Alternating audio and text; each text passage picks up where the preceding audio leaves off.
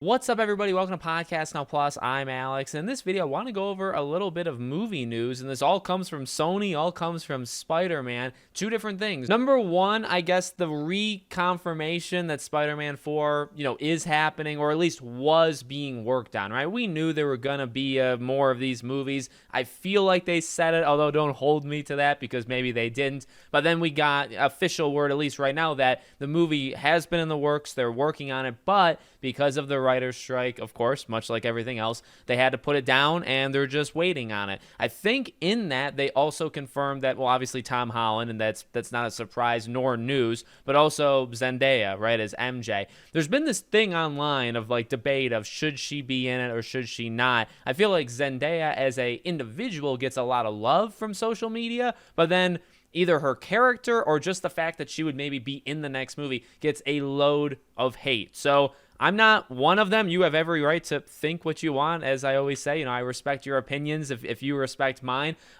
I get the idea that they could maybe, like in a bad way, what they could do is try to reverse what they ended No Way Home at. So if you start Spider-Man 4 and you just quickly kind of just shut that thing down, and almost like a Mandalorian where you separate them and then in a different TV show you put them back together, which was one of the stupidest ideas I feel like just of all time, not even just in Star Wars. If they were to do something like that for Spider-Man, yes, I understand that. And if you have to sacrifice MJ not even being in the movie in order to make that not happen, I almost feel like it's worth it. But, look, they're on kind of a little bit of a streak. We'll see with things like Craven and Madam Web and stuff. We'll see if they can do it more than once. But I'm going to assume that it'll be okay. I'm going to assume that Zendaya will make it work, and then we'll all be fine. Also, could you imagine, because they are still in a relationship, right? Could you imagine Tom Holland doing this without Zendaya? I just really don't think that's even possible. The other news story is that Miles Morales is getting a live action version. Now,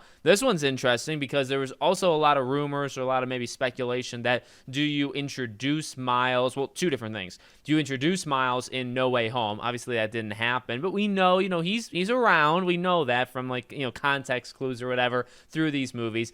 In the next one, in Spider-Man 4, is that when you would introduce him as a character almost doing what you did in the Spider-Man game, right? Spider-Man, you have Peter, you have Miles. It's the introduction to him. Then Miles gets his own spin-off game, and then you bring them back together for the next Spider-Man video game, Spider-Man 2.